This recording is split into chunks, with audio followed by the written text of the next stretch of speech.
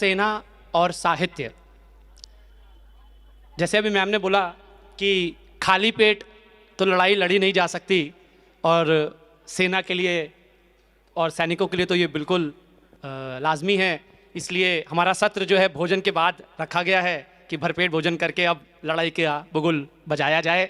तो सरहद, सेना और साहित्य ये शीर्षक हमें दिया गया, और मैं लेफ्टिनेंट कर्नल सलील जैन अभी सेवानिवृत्त नहीं हुआ हूँ और सेवा में कार्यरत हूँ, और वर्तमान समय में आगरा में पोस्टेड हूँ। और इस चर्चा को आगे बढ़ाऊँगा। और जहाँ तक सरहद का सवाल है, मैं ये मानता हूँ कि सरहद सिर्फ सीमाएं, दो देशों के बीच की सीमाएं नहीं होती हैं। सरहद देश के अंदर प्रदेशों के बीच भी होती हैं, शहरों के बीच भी होती हैं, गली मोहल्लों के बीच भी होती हैं, और मोहल्लों के बीच वो सरहदें हमारे, जब हम अपना घर बनाते हैं तो चार दीवारी बना के वहाँ भी सरहद बना देते हैं, और फिर घर के अंदर कमरे बना के वहाँ भी सरहदें बना देते हैं, और फिर कमरों के अंदर अलमारी में ये खाना तुम्हारा और ये खाना मेरा करके भी सरहदें बना देते हैं। और जब इससे मन नहीं भरता तो अपने बिस्तर के बीच में एक पलंग पर एक सरहद बना के बोलते हैं कि वो छोर तुम्हारा और ये छोर हमारा। तो ये जो सरहदें हैं ये हमारे जीवन का एक अभिन्न अंग हैं, और इसको जो है हम सिर्फ सेना के साथ नहीं जोड़ सकते। तो हम सरहद मेरे लिए क्या है, ये सोच रहा था एक दिन मैं यूं ही बैठे बैठे, सोच रहा था एक दिन मैं यूं ही बैठे बैठे, सरहद कब, नदी कब बन गई सरहद यूं ही बहते बहते, नदी कब बन गई सरहद यूं ही बैठे बैठे। किनारे तो बांट लिए हैं पर लहरें कौन ले जाएगा, किनारे तो बांट लिए हैं पर लहरें कौन ले जाएगा, जो एक पल मेरी एक पल तेरी यूं ही बहते बहते, जो एक पल तेरी एक पल मेरी यूं ही बहते बहते। कौन हमको पकड़ेगा कौन हम पर हक जताएगा, कौन हमको पकड़ेगा कौन हम पर हक जताएगा, पूछती हैं मदमस्त मछलियाँ यूं ही बहते बहते, यूं ही बहते बहते। क्या खोया क्या पाया कोई हिसाब ना रख पाएगा, क्या खोया क्या पाया कोई हिसाब ना रख पाएगा, लाल हो गया खून से पानी यूं ही बहते बहते, लाल हो गया खून से पानी यूं ही बहते बहते। यूं ही क्यों ना सबको गले लगा लें, क्यों ना सबको गले लगा लें, यूं समय रहते रहते अब तो नदी ने भी राह बदल ली, यूं ही बहते बहते, यूं ही बहते बहते। तो ये सरहद है हमारे लिए। और आज हमारे साथ इस चर्चा पे जुड़े हैं लेफ्टिनेंट कर्नल संदीप सैनी, जो कि वर्तमान समय में लखनऊ में ही पोस्टेड हैं और अपनी सेवाएं दे रहे हैं। और दूसरी तरफ हैं हमारे साथ मेजर रमा शर्मा, ये मेडिकल फील्ड से संबंध रखती हैं और वर्तमान समय में जयपुर में अपनी सेवाएं दे रही हैं, और इस विषय पर अपने कुछ विचार व्यक्त करेंगी। ये कवित्री भी हैं, शौकिया कविताएं भी लिखती हैं, और सिनेमा से और बॉलीवुड से इनका बहुत अधिक लगाव है। तो मेरा पहला प्रश्न संदीप जी आपसे है कि सरहद और सेना को साहित्य में क्या स्थान मिला है, और यदि मिला है तो कितना स्थान मिला है? धन्यवाद सलील जी कि आपने मुझे यहाँ बुलाया। देखिए, साहित्य अगर हम समझे, साहित्य का जो अर्थ है सहित, यानी एक्सपीरियंसेस का सहित आना, टुगेदर आना। साहित्य जीवन को समझने का एक प्रयास है, हर एंगल से, हर दिशा से, हर आयाम से हम जीवन को समझना चाहते हैं। एक छोटे से उदाहरण से मैं बताना चाहूँगा।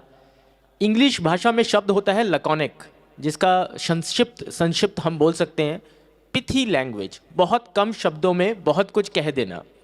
लैकेडेमोनियंस नाम के एक स्पार्टा में लोग होते थे, एक सोसाइटी होती थी, जिन्होंने एक पूरी सोसाइटी को एक वॉर कल्चर के ऊपर बनाया था। और इस सोसाइटी के लोगों ने, स्पार्टन्स ने, अपने बोलने के तरीके को बहुत ही संक्षिप्त और पिथी रखा था। उनको लैकेडेमोनियंस बोलते थे, और वहाँ से वो शब्द लैकोनिक हमारी भाषा में आया है।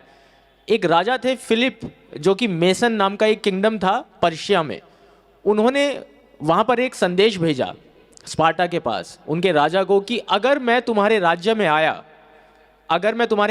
आया तो ध्वस्त कर दूंगा, मिट्टी में मिला दूंगा। तो स्पार्टा के राजा ने उसका उत्तर दिया सिर्फ एक शब्द में, लैकोनिक तरीके से। उन्होंने बोला अगर। अब आप सोचिए कि 2300 साल पहले एक समाज में किस तरह से बातचीत होती थी, ये आज हमें पता है। ये क्यों पता है? क्योंकि जिन्हें हम फादर ऑफ हिस्ट्री बोलते हैं, हेरोडोटस, उन्होंने इसके बारे में लिखा, साहित्य में लिखा, किताबें लिखी। तो साहित्य, सरहद, युद्ध, ये बहुत अभिन्न तरीके से आपस में जुड़े हुए हैं, इनको अलग नहीं किया जा सकता। और हेरोडोटस क्या लिखते थे?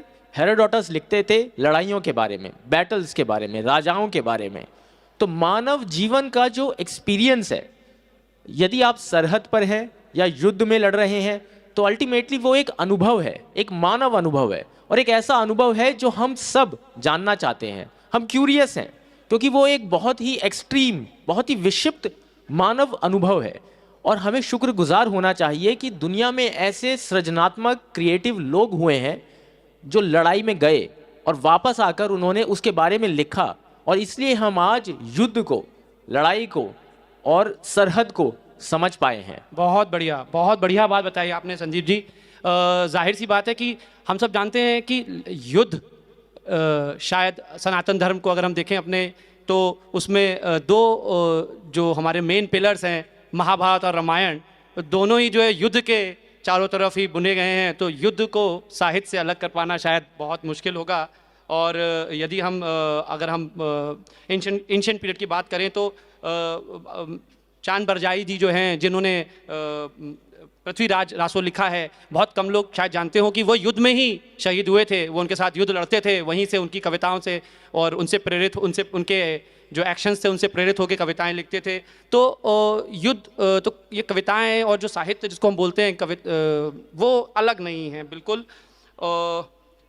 तो रमा जी, मैं जानता हूं कि आप कविता लिखती हैं और आपको बॉलीवुड और सिनेमा में बहुत रुचि है। तो मैं आपसे प्रश्न ये पूछना चाहता हूं कि सिनेमा समाज का दर्पण होता है, तो क्या आपको लगता है कि जो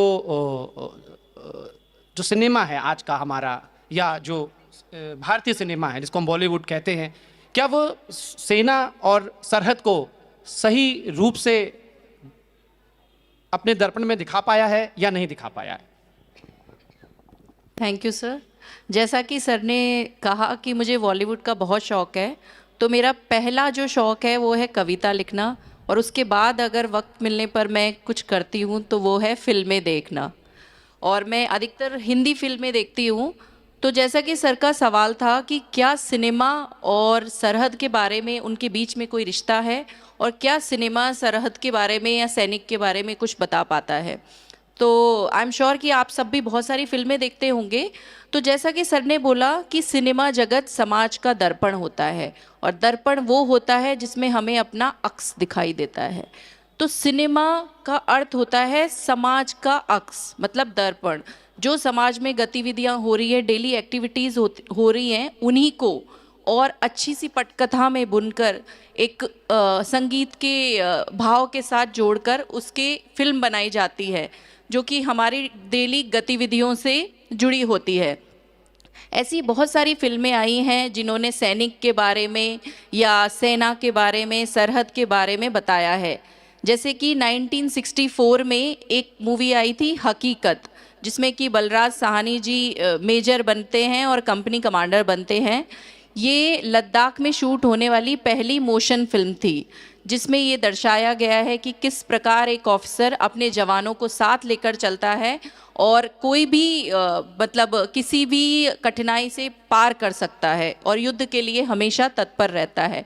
उसी प्रकार की एक फिल्म आई थी 1991 में, प्रहार, जिसमें कि नाना पाटेकर जी ने वो मूवी लिखी भी थी, उसमें अभिनय भी किया था और उसको डायरेक्ट भी किया था। और मैं आप सबको एक चीज़ बताना चाहूँगी उस मूवी से रिलेटेड कि नाना पाटेकर जी ने उस फिल्म को बनाने के लिए 3 साल बेलगाम में कमांडो ट्रेनिंग सेंटर में बाकायदा ट्रेनिंग की थी, ताकि वो उस सेना की उस ट्रेनिंग की बारीकियों को जान सके और उसको फिल्म में अच्छे से सहज तरीके से प्रभावशाली रूप से उकेर सके। तो मेरा यही कहना है सर कि डेफिनेटली सिनेमा हमारे सरहद और सैनिकों के बारे में काफ़ी चीज़ों उजागर करता है। रमा जी, क्या आप हमें एक अपनी कविता की भी झलक दे सकती हैं? तो मैं चाहूँगा कि श्रोतागण आपकी कविता से भी रूबरू हो सके। Thank you sir. ये तो आपने वही बात कह दी कि मनचाही बात, मतलब नेकी और पूछ पूछ। कविता सुनाने का मुझे बहुत शौक है, और डेफिनेटली जब इतनी ब्यूटीफुल ऑडियंस हो आपके सामने, वो भी संडे के दिन, सो मैं एक अपनी कविता सुनाना चाहूँगी जिसकी वजह से मैं आज यहाँ हूँ। जयपुर लिटरेचर फेस्टिवल में सर ने वो मुझे वो कविता बोलते हुए सुना था। दैट इज़ हाउ मैं इस ग्रुप में आई, और उसकी वजह से आज मैं इतने खूबसूरत ऑडियंस के सामने कविता बोलती हूँ। स्वागत है रमा जी। ये मेरी जो कविता है, मैं चाहूँगी जितने लोग यहाँ नहीं बैठे हैं वो भी थोड़ा सा कान देकर सुने, क्योंकि ये सैनिक से संबंधित कविता है। मैं हमेशा सोचती थी कि एक सैनिक जब युद्ध पे जाता है तो उसकी मनोस्थिति क्या होती होगी। बहुत सारी बातें होती होंगी जो वो अपने परिवार से कहना चाहता होगा। तो ये कविता मैंने एक शहीद को ध्यान में रखते हुए लिखी है कि वो अपने परिवार को क्या क्या कहना चाहता होगा। इस कविता का शीर्षक है शहीद। ना दिया है विश्राम हाथों को कभी, ना मैं कभी पैरों से लंगड़ाया हूँ। माना कि माँ मैं तुझे कुछ न दे सका, पर भारत माता को गौरव दे आया हूँ। क्या हुआ जो पैरों पर चलकर नहीं, मैं चार कंधों पर लेट कर आया हूँ। तू ना कहती थी देखा नहीं कई दिनों से मुझे, तू ना कहती थी देखा नहीं कई दिनों से मुझे। देख आज हर टीवी चैनल पर मैं छाया हूँ। साथ अपने कुछ ना ला सका तो क्या, साथ अपने कुछ ना ला सका तो क्या, बदन पर अपने अनमोल तिरंगा पहन कर आया हूँ। क्या हुआ जो पैरों पर चलकर नहीं, मैं चार कंधों पर लेट कर आया हूँ। रोटी नहीं खाई मैंने अरसों से तो क्या, रोटी नहीं खाई मैंने अरसों से तो क्या, बंदूक की गोलियां सीने पर खाकर आया हूँ। बहुत सुंदर, बहुत पानी से कब बुझी है प्यास मेरी, मैं तो दुश्मन का खून पीकर आया हूँ। क्या हुआ जो पैरों पर चलकर नहीं, मैं चार कंधों पर लेट कर आया हूँ। बहुत सुंदर। दुश्मनों को मौत की नींद सुला दी मैंने, दुश्मनों को मौत की नींद सुला दी मैंने। क्या हुआ जो खुद महीनों से नहीं सो पाया हूँ। अब तो तेरी पुचकार भी नहीं जगा सकती मुझको, अब तो तेरी पुचकार भी नहीं जगा सकती मुझको माँ, मैं इतनी गहरी नींद लेकर आया हूँ। बहुत। क्या हुआ जो पैरों पर चलकर नहीं, मैं चार कंधों पर लेट कर आया हूँ। मेरी पत्नी को मैं कोई खुशी ना दे सका तो क्या, हवाएं भी इस बात की साक्षी दे रही है। मेरी पत्नी को मैं कोई खुशी ना दे सका तो क्या, देश के लिए विजय हासिल करके आया हूँ। उससे कहना भर लेगी मांग सुर्ख आज, मैं सिंदूर नहीं दुश्मन का लहू लाया हूँ। क्या हुआ जो पैरों पर चलकर नहीं, मैं चार कंधों पर लेट कर आया हूँ। अब बच्चों के बारे में बात हो जाए। अपने बच्चों का भविष्य मैं सुरक्षित ना कर सका तो क्या, पूरे देशवासियों को सुरक्षित कराया हूँ। उनको कहना मेरा नाम अब गर्व से बताएं, उनको कहना मेरा नाम अब गर्व से बताएं, मैं मेरे नाम के साथ शहीद लगा कर आया हूँ। क्या हुआ जो पैरों पर चलकर नहीं, मैं चार कंधों पर लेट कर आया हूँ। बहुत सुंदर, बहुत सुंदर। हुए कई बरस अब तुम सबसे विदा लिए हुए, हुए कई बरस तुम सबसे विदा लिए हुए, हर विजय दिवस पर मैं सबकी आंखों में लौट आया हूँ। वैसे तो आदत है इस दुनिया को भूल जाने की, वैसे तो आदत है इस दुनिया को भूल जाने की, इसलिए अपना नाम स्वर्ण अक्षरों में अंकित करवा कर आया हूँ। क्या हुआ जो पैरों पर चलकर नहीं, मैं चार कंधों पर लेट कर आया हूँ, मैं चार कंधों पर लेट कर आया हूँ। बहुत ही सुंदर थैंक यू, कविता। Thank you. बहुत ही सुंदर कविता Rama ji. Thank you sir. और एक सैनिक जब शहीद होता है तो देशवासी उसके लिए उनकी आंखें नम होती हैं, उनकी आंखों में आंसू होता है। पर मैं आपको बताऊं जो एक दूसरा सैनिक होता है वो क्या सोचता है। जब एक सैनिक शहीद होता है तो दूसरा सैनिक क्या सोचता है कि कोई कहता है कि तेरा नाम हो गया, कोई कहता है कि तेरा नाम हो गया, कोई कहता है तू अमर जवान हो गया, कोई तुझ पर श्रद्धा सुमन चढ़ाता है, कोई अपनी आंखों से अश्क बहाता है। कोई कहता है तेरा नाम हो गया, कोई कहता है तू अमर जवान हो गया, कोई तुझ पर श्रद्धा सुमन चढ़ाता है, कोई अपनी आंखों से अश्क बहाता है। लेकिन मैं जलता हूँ, मैं जलता हूँ मैं जलता हूँ तू अपना नाम कर गया, मैं जलता हूँ तू जान कुर्बान कर गया, मैं जलता हूँ तेरी इबादत देखकर, मैं जलता हूँ तेरी शहादत देखकर, हाँ मैं तुझसे जलता हूँ, मैं तुझसे जलता हूँ। क्या तो एक बात है, सैनिक क्या जो होता है वो ईर्ष्या करता है उस शहीद से कि उसकी जगह मैं क्यों नहीं हूँ और उसको ये शहादत क्यों नसीब हुई और मेरे को नहीं। तो अगला सवाल सैनी जी आपसे है कि युद्ध की बात चली है तो आप मेरे को ये बता सकते हैं कि युद्ध का जो साहित्यिक इतिहास है या जो मिलिट्री हिस्ट्री में हम बोलते हैं कि युद्ध की क्या परिभाषा रही है और युद्ध का क्या योगदान रहा है और युद्ध को कैसे समझा और समझाया गया है। देखिए, शायद हम अपनी रोज़मर्रा की ज़िंदगी में ये भूल जाते हैं कि ये जो द्वितीय विश्व युद्ध से लेकर अब तक के जो लगभग 75-76 साल जो निकले हैं, ये आज तक के मानव इतिहास के ऐसा सबसे लंबा समय है जब दुनिया की जो सुपर पावर्स हैं, जो दुनिया की सबसे शक्तिशाली शक्तियां हैं, वो आपस में लड़ी नहीं है। ये दुनिया के आज तक के मानव जाति के अगर आप 5000 साल का इतिहास उठाकर देखेंगे तो कोई भी ऐसा पीरियड नहीं आया जब 75 से 80 साल तक दुनिया की सबसे बड़ी शक्तियां आपस में ना लड़ी हों। और ये जो हम सृजनात्मकता का, टेक्नोलॉजी का और प्रॉस्पेरिटी का जो हम एक माहौल देख रहे हैं पूरी दुनिया में, यह केवल इसलिए नहीं हुआ है कि आज परमाणु बम है और आज हम एक दूसरे के ऊपर हमला करने से पहले कई बार सोचते हैं। इसमें एक बहुत बड़ा जो रोल अदा किया है वो किया है साहित्य ने और मिलिट्री साहित्य ने, यानी वॉर साहित्य ने। जैसा मैं कह रहा था कि देखिए, वॉर एक बहुत अनोखा अनुभव है। ना आप हिंसक हैं ना मैं हिंसक हूं, लेकिन हम इस हिंसक कार्य के बारे में, इस वॉर के बारे में, युद्ध के बारे में बहुत तहे दिल से जानना चाहते हैं, हम बहुत उत्सुक हैं। कोई भी किताब जब लिखी जाती है किसी भी विश्व युद्ध के बारे में, वह किताबें इतनी धड़ाधड़ बिकती हैं, इसलिए नहीं कि लोग हिंसक हैं, इसलिए कि लोगों के अंदर इतनी उत्सुकता है। जब प्रथम विश्व युद्ध हो रहा था, जब शुरू हुआ था, तो आप विश्वास नहीं करेंगे कि उस समय देश के लिए मरना एक बहुत ग्लोरी और एक मातृभक्ति का एक अल्टीमेट सेक्रीफाइस माना जाता था। लेकिन जो इंडस्ट्रियल युद्ध है, जहां पर आप गाजर मूली की तरह मरते हैं, इस चीज का एहसास हमें साहित्यकारों ने दिलाया है। और वो साहित्यकार जो विश्व युद्ध में थे, आपको यदि पता हो तो J.R.R. टॉलकिन, जिन्होंने लॉर्ड ऑफ द रिंग्स सुनी है, लिखी है, वो ब्रिटिश फोर्सेस में लड़ते थे फर्स्ट विश्व युद्ध में। उनको ट्रेंच फीवर हुआ और इसलिए उनको लड़ाई से हटाकर अस्पताल में एडमिट कर दिया गया और उस अस्पताल में रहकर उन्होंने अपनी ये महान कृति लिखी। और जो बैटल ऑफ सॉम या बैटल ऑफ वर्डान था, जो कि इतनी भयंकर लड़ाइयाँ थी जो आज तक कभी किसी मानव ने इससे पहले कभी देखी नहीं थी, उस पूरे एक्सपीरियंस को उन्होंने लॉर्ड ऑफ द रिंग्स में लिखा है। Walt Whitman, E.R. Cummings, J.R.R. Tolkien, Mary Sinclair, ऐसे तमाम लेखक हैं जो युद्ध में गए, युद्ध में लड़े।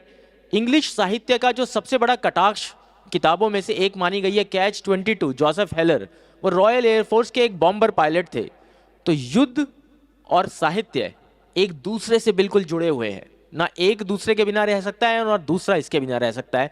और एक दूसरे के बिना इनकी जो कहानी है वो एक थोड़ी सी कम रिच और गरीब कहानी होती मेरे हिसाब से। बात बहुत ही बढ़िया बात कही आपने कि थोड़ी गरीब और थोड़ी सी जो है कहानी, क्योंकि शायद जो खौफ या जो डर या जो माहौल या जो एक्सपीरियंस एक सैनिक सरहद पे महसूस करता है, वो उसको शायद कागज़ पे उतार पाना किसी बाहर से देख रहे हुए व्यक्ति के लिए इतना सहज ना हो। इस पे मेरी छोटी सी कविता थी, यदि आप 2 मिनट देंगे तो मैं आपके सामने आपकी नज़र करूँगा कि अभी बसंत ऋतु है, बसंत ऋतु के बाद फागुन में अभी होली का त्यौहार आएगा और होली जो है कई साहित्यिक मंचों पर खेली जाएगी, उस पर कविताएं लिखी जाएंगी, कविताएं बोली जाएंगी, किताबें आएंगी।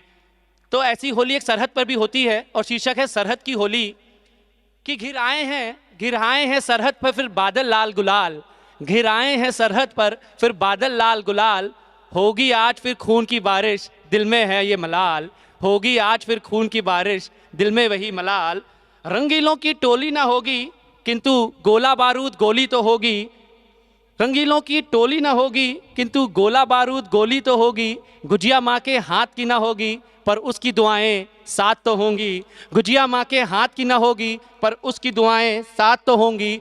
होली है का शोर ना होगा, होली है का शोर ना होगा पर युद्ध घोष घंघोर तो होगा। होली है का शोर ना होगा पर युद्ध घोष घंघोर तो होगा। दुश्मनों की ललकार, दोस्तों की ललकार ना होगी, दोस्तों की ललकार ना होगी किंतु दुश्मनों से तकरार तो होगी। और फागुनी रंगों की बहार ना होगी, फागुनी रंगों की बहार ना होगी किंतु दुश्मन के लहू की फुहार तो होगी। फागुनी रंगों की बहार ना होगी किंतु दुश्मन के लहू की फुहार तो होगी। भीगी चुनरी चोली ना होगी, भीगी चुनरी चोली ना होगी किंतु शहादत के साथ हम जोली तो होगी, किंतु शहादत के साथ हम जोली तो होगी।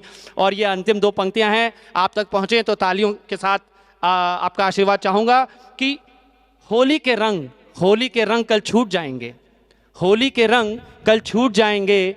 गोलियों के जख्म नासूर बन जाएंगे, होली के रंग कल छूट जाएंगे, गोली के जख्म कल नासूर बन जाएंगे। और अंतिम पंक्ति है कि आपकी होली अगले बरस आएगी, आपकी होली अगले बरस आएगी। सरहद की होली कल फिर खेली जाएगी, सरहद की होली कल फिर खेली जाएगी। बहुत बहुत धन्यवाद, बहुत बहुत आपने कविता को सुना और सहारा और उसको सहाया। और रमा जी, आपसे मेरा ये सवाल है कि हम जानते हैं कि कई सारी बॉलीवुड मूवीज़ में जो है कोशिश की गई है जहाँ पे सरहद को, सेना को, सैनिक के जज्बातों को, सैनिक की व्यथाओं को जो भुनाने की कोशिश की गई है। पर क्या आपको लगता है कि जो मेहनत एक कलाकार को, एक कहानीकार को, एक निर्देशक को, एक निर्माता को, उसकी एक उस पिक्चर को या उस बॉलीवुड ब्लॉकबस्टर को बनाने के लिए करनी चाहिए, या उसका शोध करना चाहिए, या उसमें इन्वेस्टमेंट करना चाहिए, उसके बारे में जानना चाहिए, क्या वह हो पा रहा है या उसमें अभी भी कुछ स्कोप या मेहनत बाकी है? एक्चुअली ये बहुत ही डिबेटेबल टॉपिक है, पर मैं इसमें अपने विचार ये बताना चाहूँगी कि कई हद तक इस चीज़ में थोड़ी सी अभी भी कमी है। बहुत सारी फिल्में हमारी भारतीय सेना पर, नौसेना पर या एयरफोर्स पर बनी है, जैसे कि मैंने बताया हकीकत, प्रहार, लक्ष्य, मेजर साहब, हिंदुस्तान की कसम, उरी जो अभी अभी आई थी। सारी फिल्मों को हमने बहुत सराहा है और उन फिल्मों से हमें बहुत कुछ देखने को मिला है। हम देखते हैं कि सैनिक कैसे मीलों इतना बड़ा बस्ता उठाकर बर्फ़ में चलते हैं, कभी रेगिस्तान में रहते हैं। आप सबने संदेशे आते हैं को बार बार सुना होगा, तो बॉर्डर मूवी में हमने देखा कि कैसे लोंगेवाला वाला बैटल को उन्होंने दिखाया। तो कई हद तक उन्होंने उस चीज़ को जस्टिफाई करने की कोशिश की है, दिखाने की कोशिश की है, लेकिन एक सैनिक जिस चीज़ से होकर गुजरता है और इतनी सहन शक्ति के अंतिम चरण को छूता है, वो कोई फिल्म नहीं दिखा सकती है।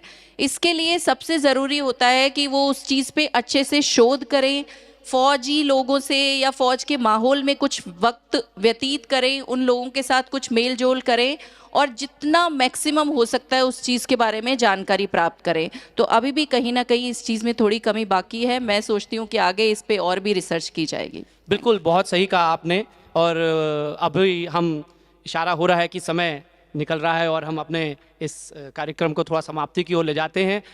चलते चलते बस एक चंद लाइनें, बहुत खूबसूरत महिलाएं हमारे सामने हैं और उनके लिए, और ताकि उनको ये ना लगे कि सैनिक और जो है उसके मन में सिर्फ युद्ध से प्रेरित चीज़ें रहती हैं, तो एक 4 लाइनें हैं, समाप्ति की ओर चलूँगा कि बचपन में कहा था एक बार भूख लगी है, वह है कि आज भी थाली सजाए बैठी है। धूप में कहा था एक बार प्यास लगी है, वह है कि आज भी गागर बहाए बैठी है। ज़िद में कहा था एक बार खिलौना चाहिए, वह है कि आज भी हाथ लगाए बैठी है। जोश में कहा था एक बार तेरी रक्षा करूँगा, वह है कि आज भी राखी सजाए बैठी है। लड़कपन में कहा था एक बार प्यार है, वह है कि आज भी दिल लगाए बैठी है। जवानी में कहा था एक बार कबूल है, और वह है कि आज भी सिंदूर लगाए बैठी है। वह माँ है, बेटी है, बहन है, वह है कि आज भी सब कुछ लुटाए बैठी है, वह है कि आज भी सब कुछ लुटाए बैठी है। बहुत बहुत धन्यवाद।